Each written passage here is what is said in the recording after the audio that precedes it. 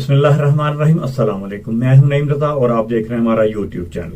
ناظرین، اگر آپ چاہیں تو ہمارے اس چھوٹے سے چینل کو سبسکرائب بھی کر لیں اور ساتھ میں لگے اس چھوٹے سے بیل آئیکن کو بھی ہلکا سا پریس کر دیں تاکہ ہماری ہر آنے والی ویڈیو کا نوٹیفیکیشن آپ کو مل سکے اور جو ہم آپ تک پہنچانا چاہتے ہیں وہ آپ تک آسانی سے پہنچ بھی سکے۔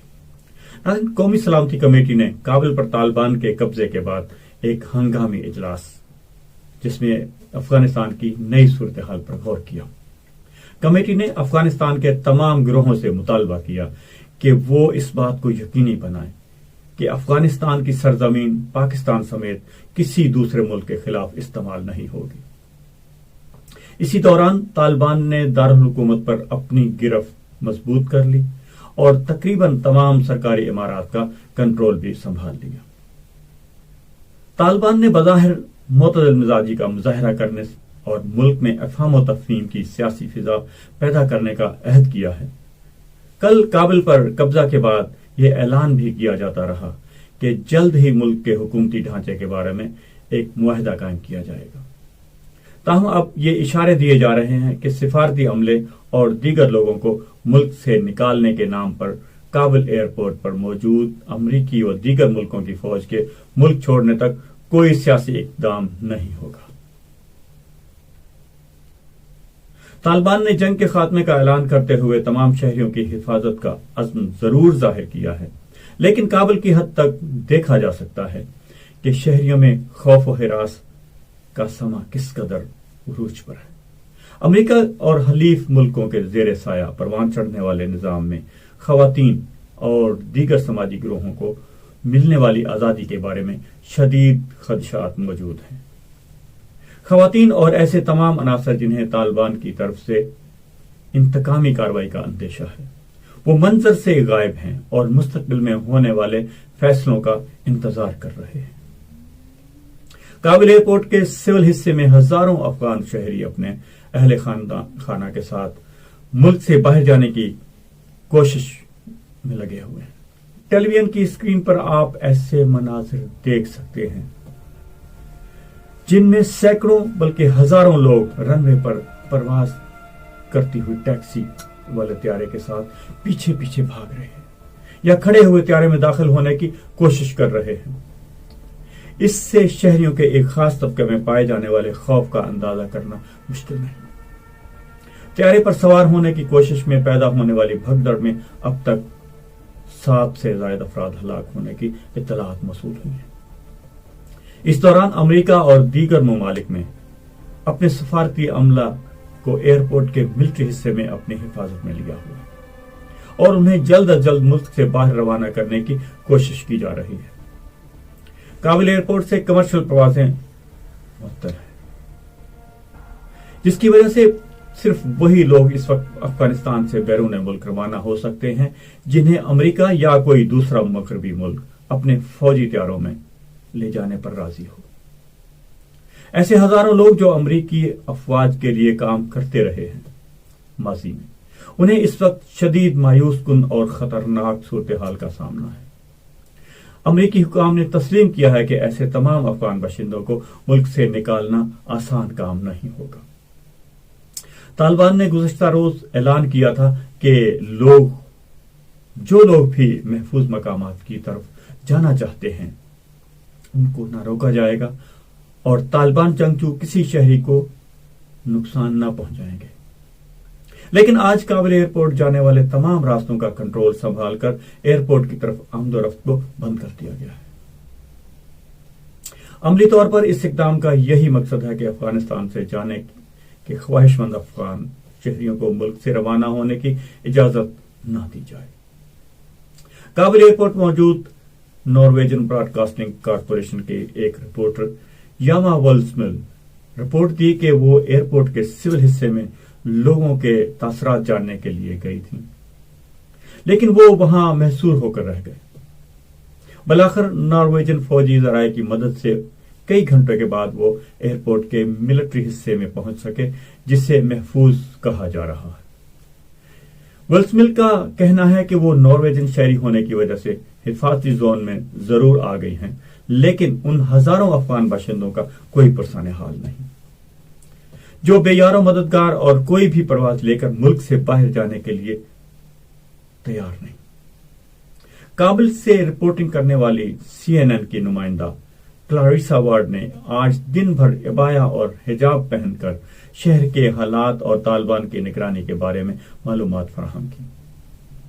انہوں نے شہریوں سے مختلف چیک پوسٹیں پر جمع ہو جانے والے شہریوں سے بھی تاثرات لینے کی کوشش کی اور ان کی بے یقینی کے بارے میں بتایا۔ کلاریسا وارڈ کا کہنا تھا کہ کئی چیک پوسٹ پر طالبان نے انہیں خاتون ہونے کی وجہ سے ایک طرف کھڑا کر دیا۔ بصورت دیگر رپورٹنگ کے لیے طالبان کی اجازت سے ہی شہر میں گھوما جا سکتا ہے۔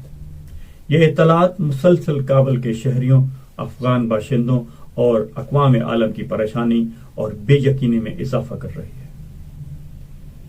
تاہم طالبان کی طرف سے ان ابتدائی اعلانات کے بعد شہری خود کو محفوظ سمجھیں اور ان کی زندگی پہلے سے بہتر ہو جائے گی، کوئی واضح اعلان سامنے نہیں آیا۔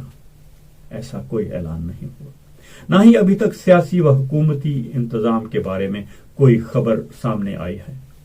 دوحہ کے علاوہ کابل بھی افغان رہنما ہیں موجود ہیں جو ایک دوسرے سے رابطے کر رہے ہیں، تاہم یہ واضح نہیں کہ ایک طالبان اقتدار میں حصہ داری پر راضی ہوں گے یا نہیں، یا اس بات پر اصرار کریں گے کہ باقی افغان گروہ ان کی بالادستی اور اقتدار کو قبول کر لیں۔ شہریوں کی حفاظت اور طالبان مخالف فورسز کے ساتھ دینے والے عناصر کو عام معافی کے اعلان کے باوجود اس بات کا کوئی واضح ثبوت سامنے نہیں آیا کہ ان میڈیا بیانات پر عمل بھی کیا جائے گا۔ یوں تو طالبان کے ترجمان کا دعویٰ رہا ہے کہ ملک میں خواتین کو تعلیم حاصل کرنے اور کام کرنے کی اجازت ہوگی، لیکن کابل کی سڑکوں اور گلیوں میں اچانک خواتین غائب ہو چکی ہیں، اور امریکی خاتون رپورٹر کو اسلامی عبایا پہننے کا پابند کرنے کے علاوہ مردوں سے بات کرنے سے روکا گیا ہے۔ ہنگامی جنگی حالات کی وجہ سے یہ عبوری نوعیت کی صورتحال بھی ہو سکتی ہے۔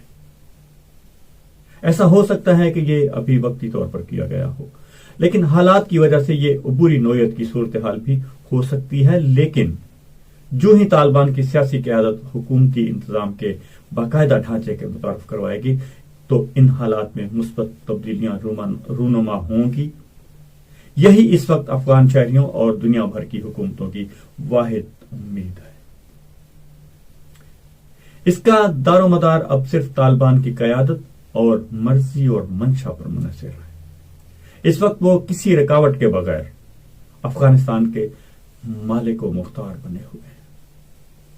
امریکی وزیر خارجہ انتھونی بلنکن انہوں نے اعلان کیا ہے کہ اگر طالبان انسانی حقوق کا تحفظ کرتے ہیں اور افغان سرزمین سے دوسرے ملکوں کے خلاف استعمال ہونے نہیں دیتے تو امریکہ طالبان کو قبول کرے گا، بصورت دیگر انہیں سخت عالمی پابندیوں کا سامنا کرنا پڑے گا۔ اسی قسم کا اعلان بیجنگ سے بھی موصول ہوا ہے۔ دیگر مغربی ممالک کا بھی یہی موقف سامنے آ رہا ہے، اور پاکستان کی قومی سلامتی کمیٹی نے افغانستان کی صورتحال پر غور کرتے ہوئے اسی امید کا اظہار کیا ہے۔ کمیٹی کے اجلاس کے بعد ایک سرکاری اعلامیہ میں بتایا گیا کہ پاکستان تمام افغان گروہوں کی نمائندگی کے ساتھ ایک جامع سیاسی تصویر کے لیے پرعزم ہے۔ افغانستان کے تمام فریق قانون کی حکمرانی کا احترام کریں، تمام پارٹیز افغانوں کے بنیادی انسانی حقوق کا تحفظ کریں۔ ان توقعات کی روشنی میں دیکھا جائے تو اس وقت طالبان کے پاس عالمی طور پر خود کو تسلیم کروانے، افغانستان میں امن بحال کرنے اور دہائیوں سے جنگ کے ستائے ہوئے شہریوں کو امن کے ساتھ جینے کا موقع فراہم کرنے کا ایک نادر موقع ہے۔ 2021 میں امریکی حملے سے پہلے طالبان کی حکومت کو پاکستان کے علاوہ صرف سعودی عرب اور متحدہ عرب امارات نے تسلیم کیا تھا، لیکن اب چین اور روس کے علاوہ امریکہ بھی طالبان کی حکومت کو تسلیم کرنے کے لیے آمادگی ظاہر کر رہا ہے۔